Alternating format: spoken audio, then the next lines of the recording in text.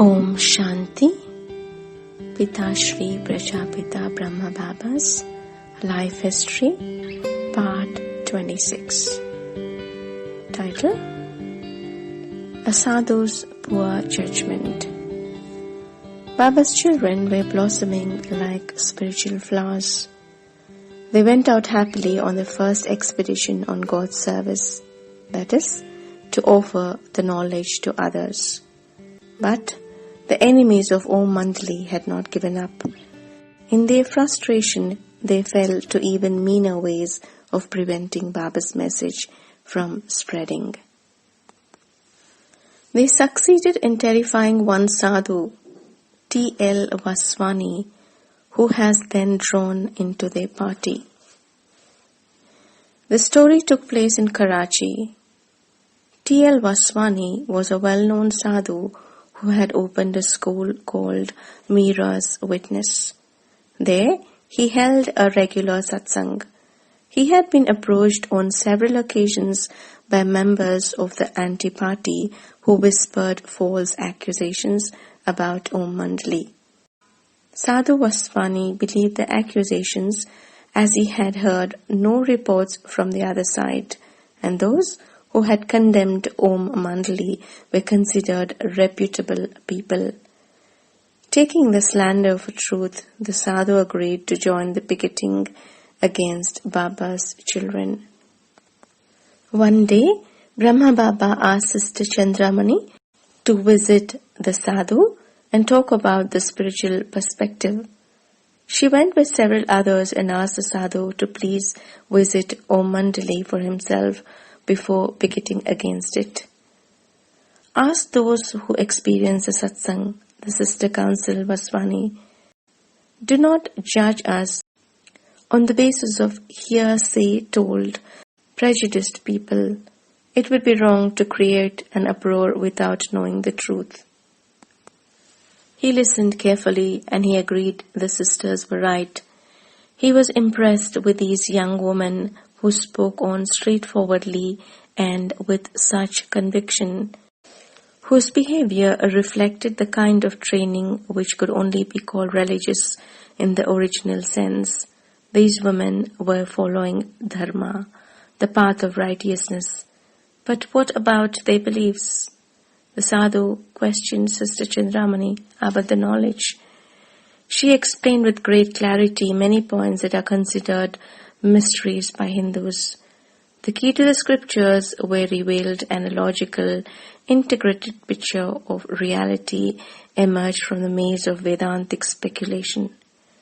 Vaswani was astounded.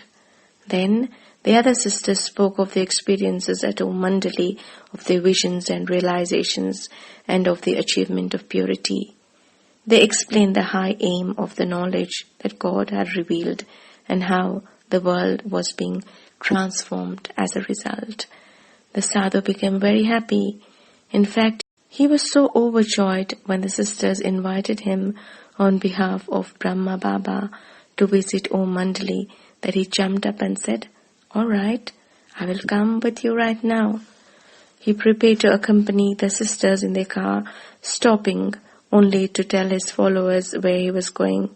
But some of them were closely allied to the anti-party and objected immediately. Nevertheless, the sadhu headed for the car where the sisters were already waiting. His disciples quickly created an uproar. They surrounded the car before it could leave the driveway. "We will not allow you to go," they shouted at him, if he were the disciple rather than the teacher. "Do not be afraid," he responded gently. "I will be back in 1 hour." But the students fear that he went to Om Mandali, he would be awestruck by Brahma Baba and would remain there and join his satsang, and then what would happen to all of them? They sensed the situation was critical and they would not move out of the way. In the end, the disciples succeeded in forcing Vaswani to change his mind. He got down from the car to placate his followers.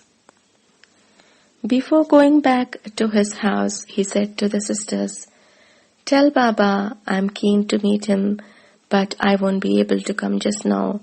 I will surely come some other day as soon as possible. But his students, along with the businessmen of the anti-party, began immediately to work on him, and soon his old doubts about Om Mandali returned. He again began to believe the lies that he was told about the institution. He completely forgot the joy he had felt in the presence of the Brahma Kumaris and their high aim and unique knowledge. Sadhu Vaswani was a good man, but he was weak. His false friends manipulated him to such an extent that the next week he joined them in a mob attack on Om Mandali. Thousands had gathered outside Om Nivas, that is the main building. They hurled themselves upon the property, ripping up gardens, smashing windows, and even using a battering ram to break down a wall of the house. As they began to pour through the breach in the wall, the police finally arrived and drove them away. Many were arrested, Vaswani among them. The police took him away in their van. The next title is Tribunal. Vaswani was a sincere devotee of Krishna. He was well-meaning and had great faith in the Gita. People had sold him false ideas about Om Mandali, but if he had come even once to see Baba and hear him explain his principles, he would never have picketed against the spiritual university. He would have been pleased in the extreme with Brahma Baba's work. But now, because of his picketing and arrest, the atmosphere has become charged with hostility. The anti-party took advantage of the situation to fan the flames even higher. They put pressure on the Sindh government to issue a prohibiting order against Om Mandali. The Hindu officials gave in to the pressure and began in turn to threaten the Muslim members of the coalition. The Hindus declared they would resign if no order was issued. Should they resign, the government would fall. But the Chief Minister responded courageously in a speech to the Parliament. He said straightforwardly, "The Hindu members of the ministry have given us notice that they will resign, but we are not going to be pressurized by such threats. Everyone has a legal right to worship God according to his own belief. Under which law can Om Mandali be prohibited?" He reminded his listeners that the great spiritual moments of the past had always begun with very few people, and that the great leaders were often persecuted. Such was the case now with Baba. The minister had clearly said that whatever rightful demands were made of Baba had been met, and in reality it is the hate-ridden anti-Om Mandali committee which, if anyone, ought to be prohibited. The speech was delivered on 26 March 1939 in the Sindh Parliament. In the end, however, when he saw that his ministry was being broken over the issue, his brave front was shaken and he had to compromise. The government appointed a fact-finding tribunal. When the composition of the tribunal was revealed, then the true state of the world's justice became clear. Only friends of the anti-party were included on the panel. One of the members was the chairman of the Sindh Observer, the newspaper which from the beginning had taken the side of the anti-party. The others had similar ties. Brahma Baba's children requested that more impartial members be appointed. In order, they asked that efforts be made to quieten the local atmosphere before undertaking the investigation, and that Rule 166, which had been imposed, should be withdrawn so that Om Mandali members could meet among themselves and could see a lawyer. Brahma Baba's children asked for the right to have an attorney present at the bearings because the sisters of Om Mandali were ignorant of the law's rules and procedures. They also asked that the tribunal be given authority to call witnesses. The sisters also suggested that It would be only fair for the tribunal to reveal beforehand its method of operation and scope of inquiry. But the government took no notice of Om Mandali's suggestions. All were refused. The sisters were not allowed to employ an attorney. A very oppressive atmosphere was created. Om Mandali's representatives were not even allowed to talk among themselves at the hearing. So, in the end, Om Mandali declined to be present when the tribunal convened.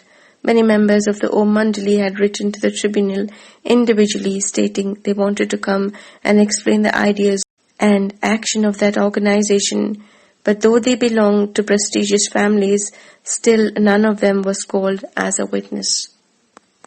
At last, without hearing anything from Om Mandali or receiving any evidence from those who supported its work, the tribunal rendered an ex parte decision. The members of Om Mandali should no longer be allowed to stake together. The tribunal recommended all the members be forced to separate immediately. It was indeed a strange decision that caused an uproar the government was not prepared for. The recommendation was strange, not merely because the members of the Om Mandali were like one large and close-knit family, but because Om Mandali was actually composed of whole clans as well as unattached individuals. Many families came as a group to the daily satsang. Should these households be forced to scatter? Should wife be separated from husband? Should a son be made to live apart from his parents?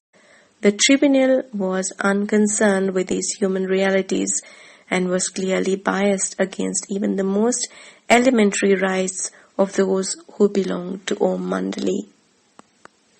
Even the press came down with scathing criticisms of the tribunal's opinion, and many educated people wrote letters to the editors protesting the injustice. Everyone should have freedom of religion, began one letter by a local dignitary. The letter was sent to the governor.